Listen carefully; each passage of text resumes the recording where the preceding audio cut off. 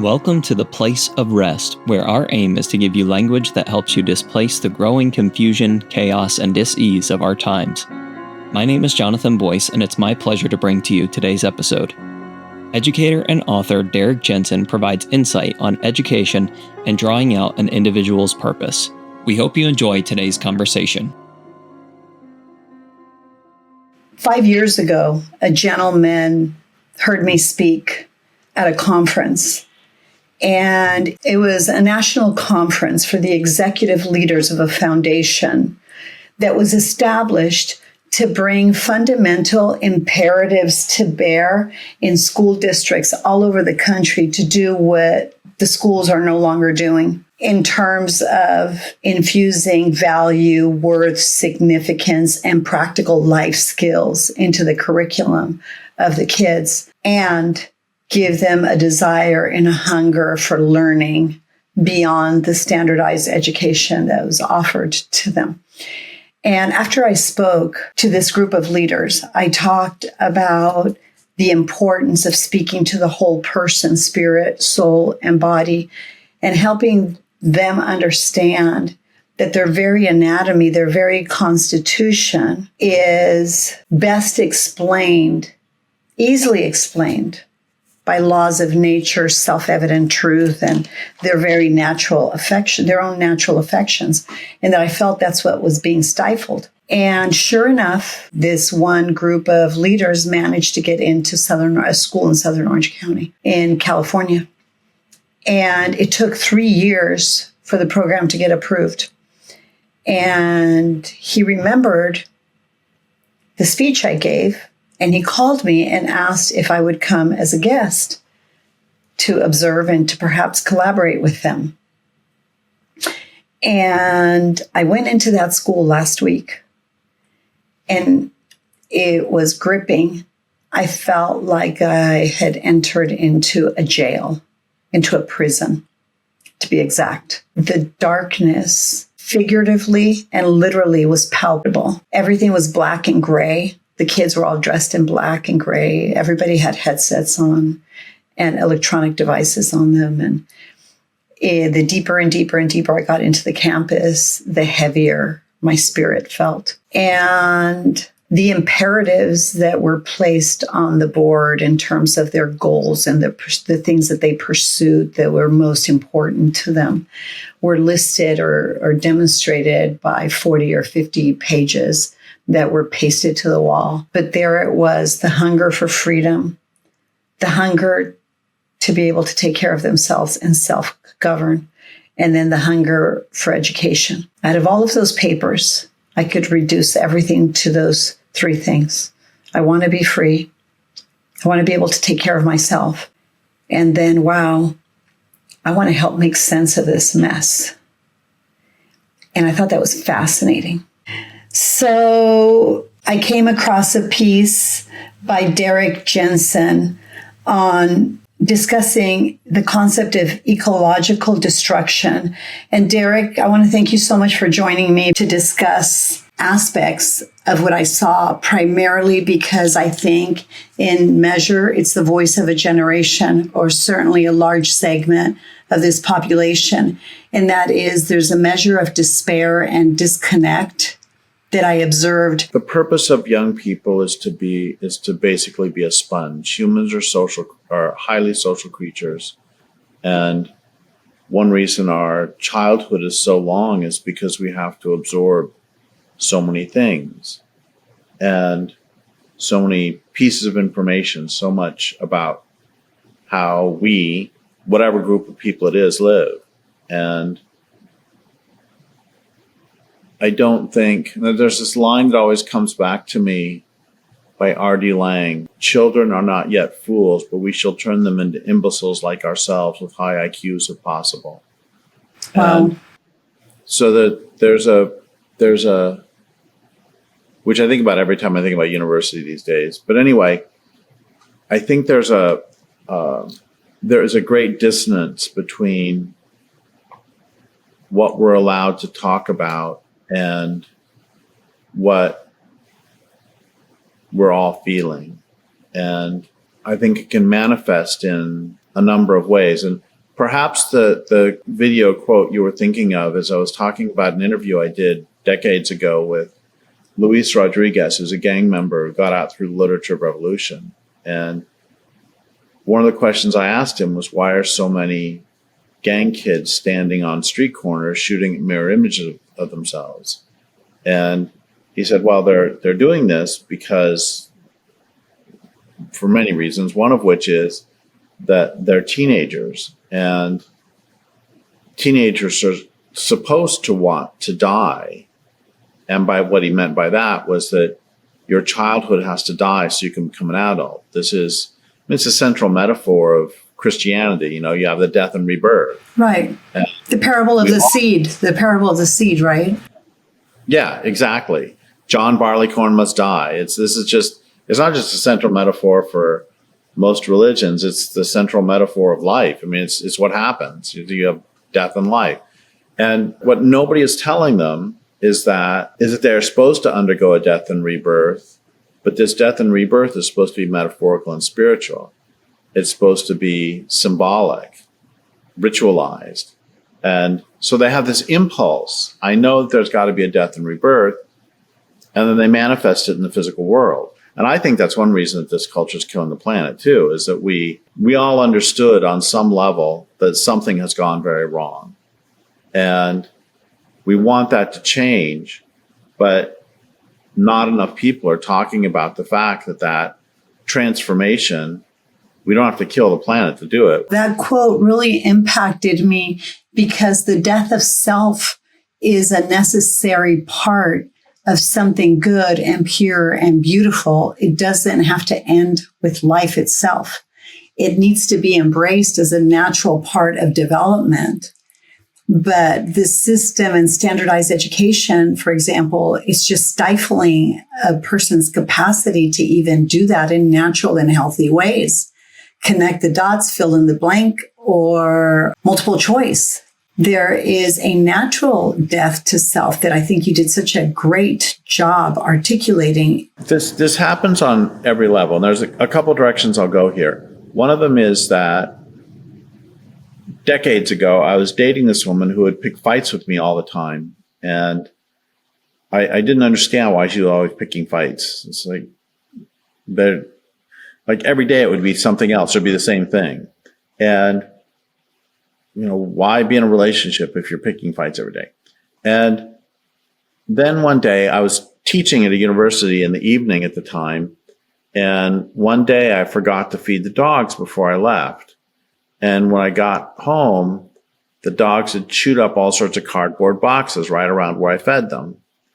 And I thought, so if I was annoyed with somebody and I couldn't speak English and say, hey, you forgot to feed me, how would I manifest it? Well, maybe by chewing up some boxes, if I can't speak English. And then I realized, it's like, if I wanted to get out of a relationship, but I couldn't say the words, I want to get out of a relationship, what would I do? Well, maybe I would pick fights every day. So I'm writing something right now about the death of my mom. And I was stuck a few days ago because I wanted to write something and I was taking the wrong approach. So I got stuck for several days and I got the right approach, but it was still crap. And then a couple more days. And then yesterday morning, it occurred to me how I could do it that wasn't crap. And the point is that something I've told to my writing students forever is the only thing I've learned about writing is how to tell when I'm writing crap. I can't tell how to make it not crap. That I got to poke around and find, but I can tell if it's crap. And I think the same thing happens in relationships. It happens in ways of life. We don't know how to fix it, but we got this feeling something's wrong. Okay. And then I want to go back to education. And well, that's a general sense, but that's such a good point because that's a general sense they have common knowledge of. I don't know how to make this right. And even the instructors, people that are there, you can tell this is sucking the life out of them. But I know something's deeply, profoundly wrong, but I don't know how to make it right. So go ahead. Yeah. So I'm going to add a couple more things. One of them is, one of the difficulties is that R.D. Laing, psychiatrist who was really messed up himself, R.D. Lang came up with the 3 rules of a dysfunctional family. And these work in other systems too. And rule A is don't. Rule A1 is rule A does not exist. And rule A2 is never discuss existence or non-existence of rules A, A1, or A2. And what this means within a family where father is beating on daughter or something, or father is beating on wife, or whomever is beating on whomever, you can talk about anything you want in the world. You can talk about, wow, that was a great Kansas City game last night, wasn't it? And talk about who's going to go to the Super Bowl. You can talk about all sorts of things, but you can't talk about the violence. So you have to pretend it's not happening.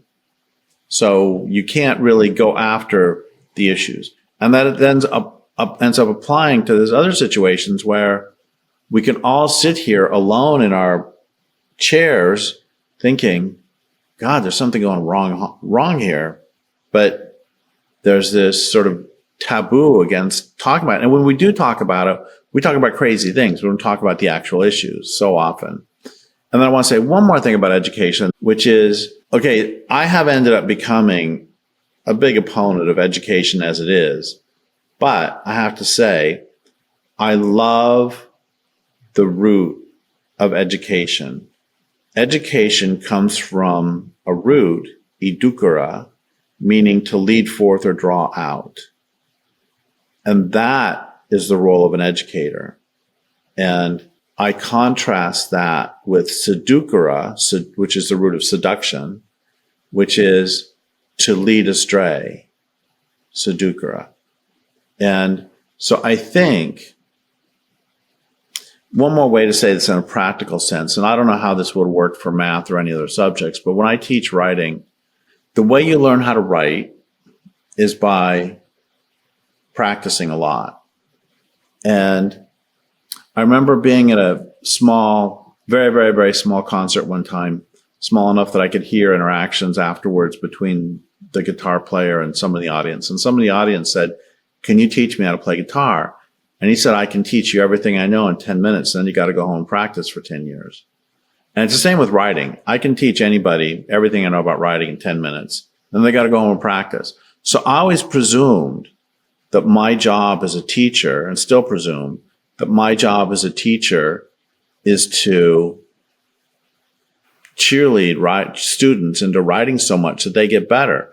And I would presume if I was teaching math, it would be the same thing. It's my job is to be creative enough to make it interesting. For a while, when I first started teaching, I thought it was so much my job to make it interesting that I tried never taking roll, and that never worked because like half the people never showed up. And I said, "Look, don't you think class is fun?" One of them said, "Yeah." But I said, "Well, then why don't you show up?" And he said, "You got to be high if you're thinking I'm showing up here on purpose. I could be anywhere." So then I learned you have to have both freedom and responsibility. Freedom without responsibility is immaturity, and responsibility without freedom is slavery. So, you need to have them both working together. From the description of what I witnessed in the schools, I was so grief-stricken because when I think about education, I think about a lifetime of experiences, because education is part of our being. There isn't a time when we stop learning, but what we have made of education and the scenario I just described is tragic. It is slowly killing a generation. And I think starting them from that standpoint, something about what you wrote and the measure of despair that is felt. The way I started my book, Walking on Water, which is about education, was, as is true for most people I know, I've always loved learning. Also, as is true for most people I know, I always hated school. Why is that? Right. I mean, it's an extraordinary accomplishment to get someone who loves to learn to not like learning. It's an absolutely extraordinary achievement. It's an extraordinary tragedy. Yes. And we can certainly talk about how and why that is. Let's talk about that. That's fascinating. Okay. How and why is that?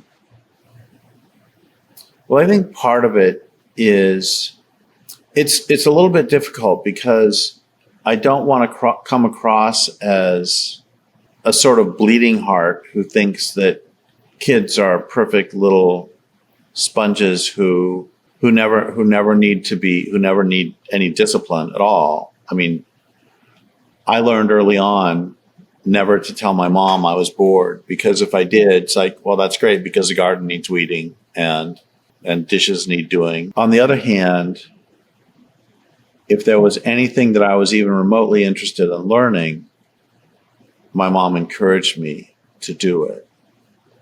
And, I was very heavily influenced in my teaching style by Carl Rogers. And fortunately, I read this, coincidentally, the very first night before I walked into a university classroom. I had no idea what I was going to do. And he has this great bit about how all significant learning is self-appropriated and self-taught. And this goes along with the thing I was saying about the guitar or with writing. So I always considered it my job to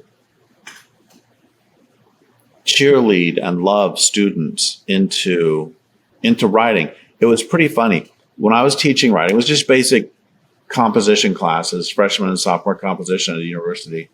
And the big difference that I would do for my students was that I would let them write about anything they wanted, and I wouldn't grade as such their pieces of writing. What I would do is I would, if it was obviously they'd made an effort and it was, not something that they'd thrown together in 5 minutes, I would give it a check mark.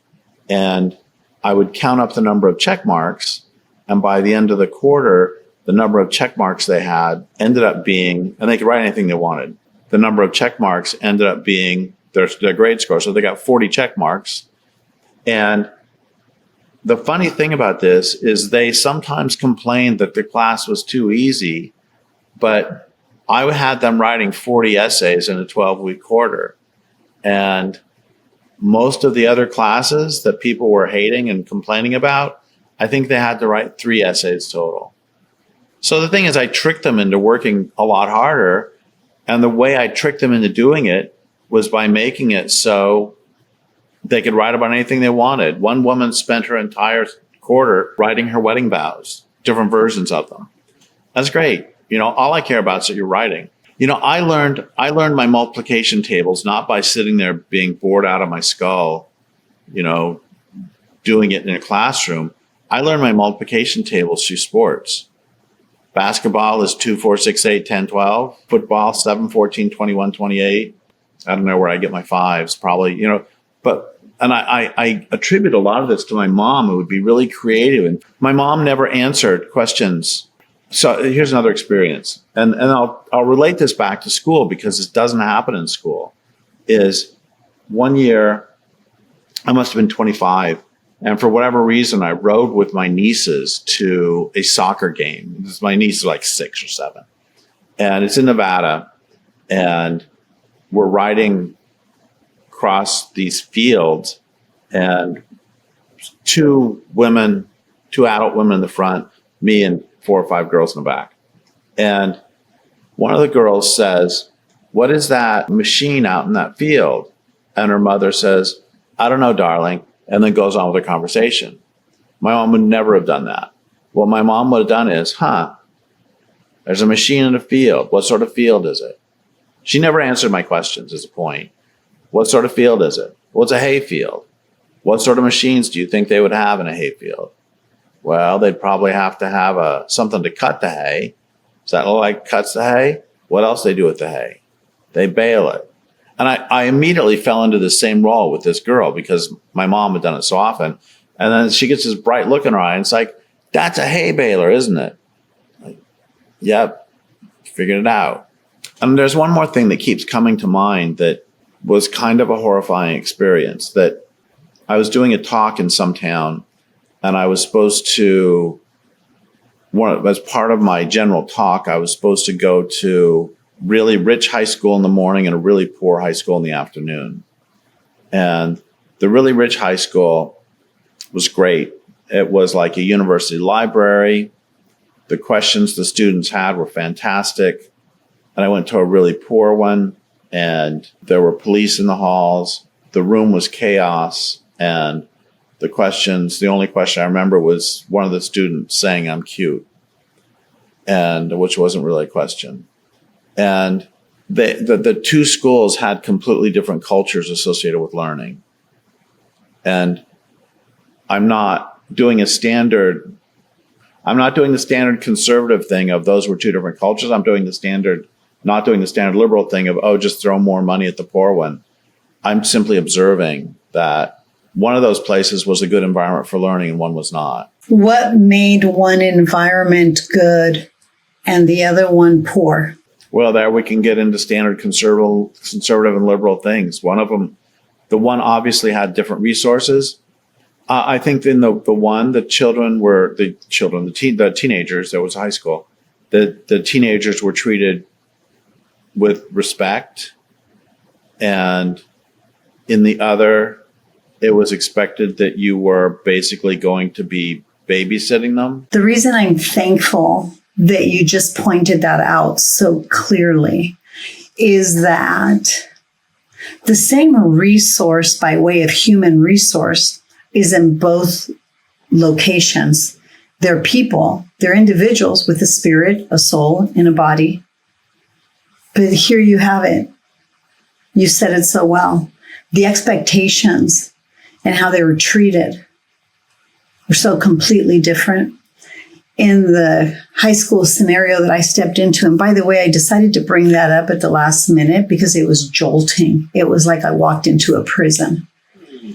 And when I looked at what they had written, the director of the program was very enthusiastic and excited to tell me about the great work they were doing. And it was of little consequence to me because I already saw the problem 2 minutes in the classroom. I was more concerned about what the kids wrote because I knew I would see the problem right there and the solution right there. And the hope would be right there. And everything sacred and valuable about them would be where? In their own writings hanging on that wall. So I told my apprentice, come follow me. I'm going to show you something. Read every one of these papers and tell me what the top 3 things they've identified as goals. Number 1 was transportation. Get me out of here. I want to be free. Number 2 was provision. I need to take care of myself and get a job, figure out how I'm going to support myself so that I can. Number 3, get a decent education. Education. I want to go learn. And there were our 3 imperatives. The greatest hunger of the soul is for freedom, self-expression, the capacity to embrace and understand principles of liberty so I could go secure my freedom, internal, external, right? Cause and effect.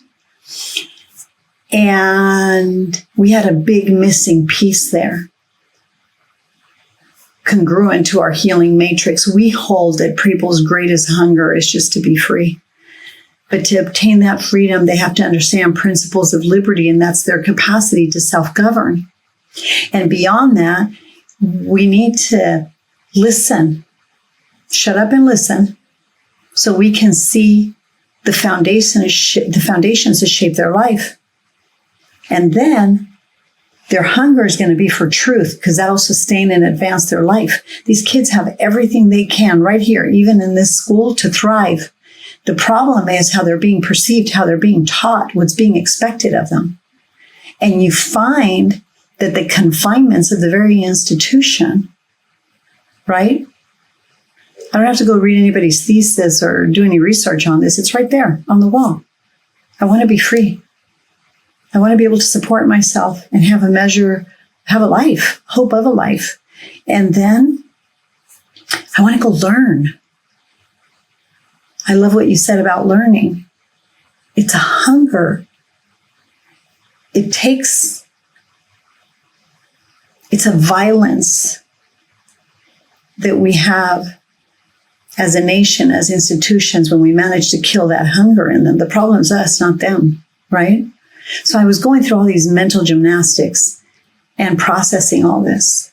But the thing that gripped me were the character traits that this institution, beautiful character traits that they're trying to teach the kids, in my opinion, as opposed to inspiring them to discover it. But the very the very imperative character traits, the kids said to the directors, can we add one?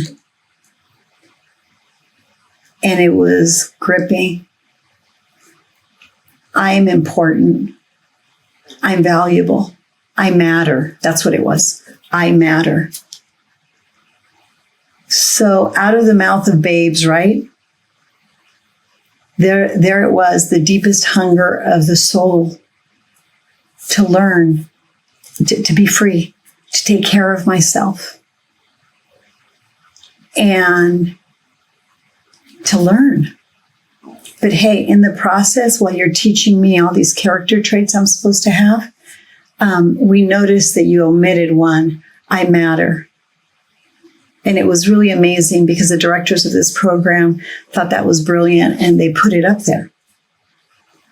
But from the time the kids walked into the classroom, when they answered something, when they were there on time, they got a candy. When they answered something, operant conditioning and everything. And it's almost like this amazing purpose, amazing intent, really valuable desire to do something good for them, right? But they don't want anybody to do something for them. They want somebody to see their value, their worth, that they want to be free. They want to learn. They want to be able to invest time in something that's going to cause them to be able to take care of themselves, right? And it was intuitive. It was a brilliant thing to see. And I think when I read this clip and I realized that you spoke to the ecological destruction, I didn't know about your other book, but that struck me because I thought there is something so destructive. And I know the intentions and the motives are good, but there's something so destructive in how we're going about inspiring, instructing, and equipping and motivating these kids, that we have to infuse life into this system. And at the time, Derrick, I didn't know you were an educator. I was just compelled by that clip, and I sent it to Jonathan, and I said, we got to talk to this guy. He gets it. He gets what we're saying, and I like how he speaks and how he addresses these points. So I think I was so jolted by what I saw in that high school, and I was so discouraged. And I was so inspired all at the same time. Wow. There's nowhere but up, right? From here. Well, everything you're saying now makes me think of a couple other things. One of them is Erich Fromm had this great line. He changed Descartes' I think, therefore I am, to I affect, therefore I am. And for me, that explains a lot of good education. It explains to me a lot of abusive behavior. We all desperately want to be effective, and we want to know that we have some effect upon the world. And I think I'm just riffing off of your I matter, that, you know, I still remember in elementary school, one of my teachers said that she really liked my writing. And, you know, am I a writer because of that? It's, you know, having somebody say, gosh, this piece of writing really changed me, or this piece of, and then it's true on negative senses too. And I see this a lot in online trolling. I see it a lot in when the one reason political organizations fall apart is, you know, the workings of the machine, the mega machine, as Lewis Mumford talked about it. the corporate state. That's so huge, and it's so big. And well, if I can't accomplish something on that, I may as well pick a fight with somebody on the internet. I affect, therefore I am. I made somebody's day worse. Gives me a little spike, even though that's not positive change. It still is. Because I think a lot of destructive behavior comes out of a feeling of helplessness. Yeah. And that's one thing. And the other thing I wanted to say is that one of the difficulties is, even in a good schooling system, is that our ignorance of the world around us is for the most part pretty profound. And one of the ways I used to talk about this is I would talk about celebrities, or I would start to sing some advertising jingle, and everybody would know who Jennifer Aniston is, or everybody would know who George Clooney is. And then I would stop and I would say, quick, name 10 species of edible plants and fungi within 100 yards of your home. And nobody, myself included, could do it. Or another way to think about this is that when you think of the most beautiful pieces of art in the world, usually we think of Sistine Chapel or the Mona Lisa, or, some other great piece of art, Beethoven's Ninth. But we never think about birdsong. Birdsong isn't counted as art. Or the black on black of trees standing in front of a night sky. And when we think of inventions, we learn gunpowder, we learn the screw, the lever, the pump. Those are all the greatest inventions of all time. But we don't talk about photosynthesis. We don't talk about metabolism. We don't talk about proprioception. We don't talk about sex. I'd rather have sex than gunpowder.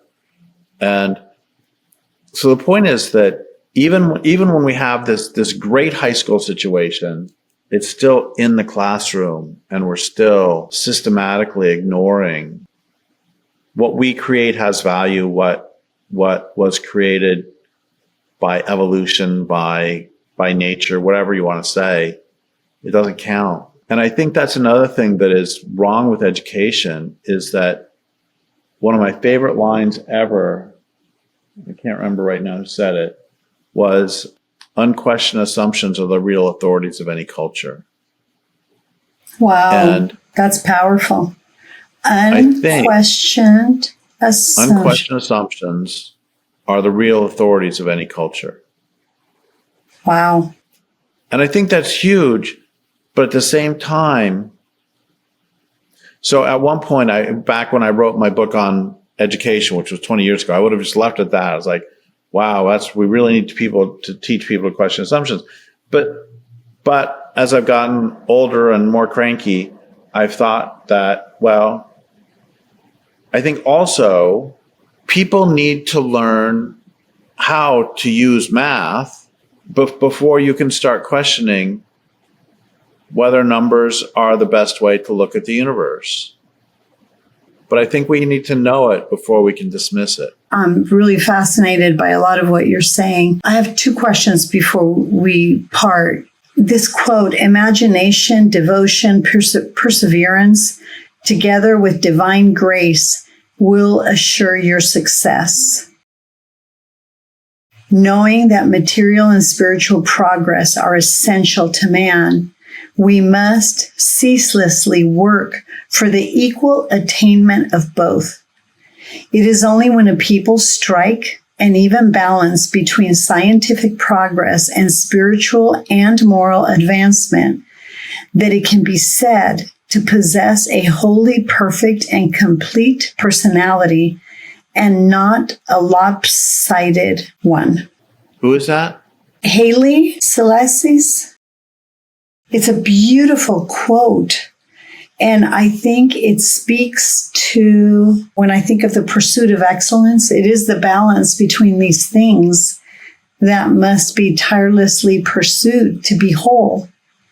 But when you step into a high school, circling back, and the energy the clothing, the demeanor, the stature. It was an incredible thing to witness. It was a prison.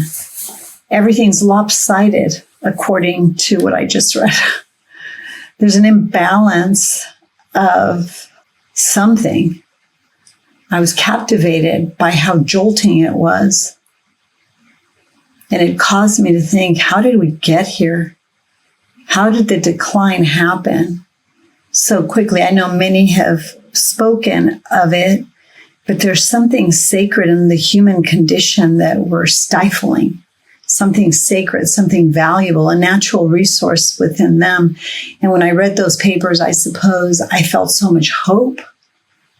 Because if we can just shut up and listen, read, and like you say, extract from them the deepest longing, conviction, thoughts of their heart, even if it's when in a word, you see, wow, they really intuitively get the problem, the solution, and they know exactly who they are and what they need. They just don't believe it.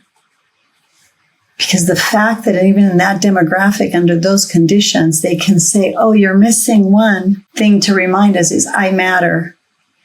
Who I am matters. I thought, wow, that's profoundly insightful. There's something inside of them crying out for life. Well, I think this takes us back to the edukara versus sedukara, education versus seduction, is that one of the goals of education should be, and I'm not putting this on the teachers, this should be happening at home too, obviously even more at home, is to help the young people to find out who they are and what they love and what is there. I love there's this idea, there was this idea among the ancient Greeks that after you die, among some ancient Greeks, but after you die, you spend 100 lifetimes being treated in the afterworld or in the between world the way you treated others when you were here. And then you come back. And before you come back, you are given you're given a task to do while you're here. And then right before you come back, you drink an elixir that makes you forget it. And your job when you come back to the earth is to remember what this thing is that you are supposed to do and then to do it. And I think it was Aristotle that when they asked him what was the point of life, he didn't say happiness. He said this word, eudaimonia, eudaimonia. And what it means is you have a helpful daemon, a helpful muse, who will help you remember what you're supposed to do when you're here.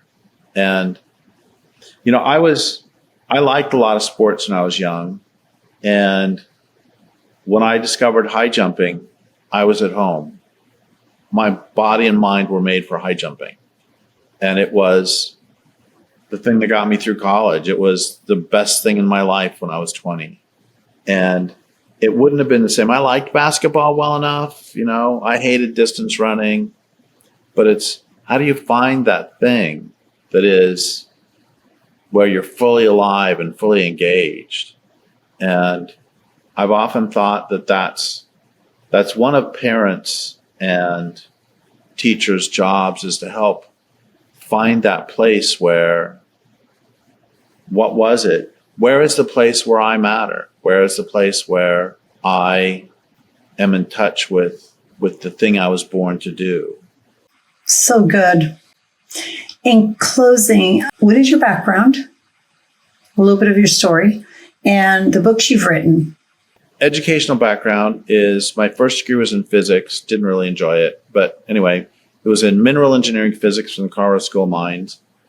And then in my 20s, I wanted to be a writer. And I recognized that writers don't make any money, which is true. And so I knew I had to do something else. I was a beekeeper for a while. And then I went back and got an MFA.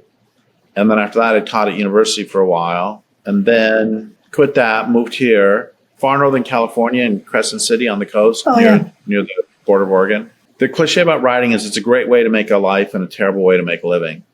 And and this is over, and I wrote a book about it, so I can go ahead and say this. I grew pot for a few years. And that's the thing. If you're going to be a writer or if you're going to be an artist, you've got to have a side hustle because writing doesn't make money, and neither does art for most people. Anyway, so that's that part of the story. Another part of the story is my father was extremely violent, and I've written about that. And so that influenced me pretty profoundly. And what it did with me is gave me a strong, one of the things I do in my work is about trying to stop men's violence against women. And I see a lot of the connections between men's violence against women and this culture's destruction of the environment. Wow, that's a big conversation. We'll have to have you on to talk about that. Okay. And so, and then also environmentally, a lot of that started in second grade when they put in a subdivision next to my house or next to where I lived. And all the meadows were gone, all the cottonwoods were gone, and I was thinking, like, if they keep doing this, where will the meadowlarks go? So the point is, I didn't have a language, of course, but I had the realization in second grade that you can't have infinite growth on a finite planet. It's not that hard to figure out. And then books. My most famous book is A Language Older Than Words, probably. I've got 28 books out somewhere in there about all sorts of topics from education to a lot about men's violence against women. The book about violence, I think, is a must-have conversation. And the connection between that and environment, that would be fascinating. Thank you so much, Derrick. Well, thank you. It's been fun. We hope listening to this episode has brought you closer to experiencing the freedom of wholeness and healing. If you have questions or comments about today's episode, or for updates about R.E.S.T, please visit our Instagram or Facebook at The Place of R.E.S.T. If you would like more information about Virginia, or to support and join the cause of R.E.S.T, please go to theplaceofrest.com/donate or call 949-289-5935. Thank you for listening to Rest with Virginia Dixon. We'll see you next week.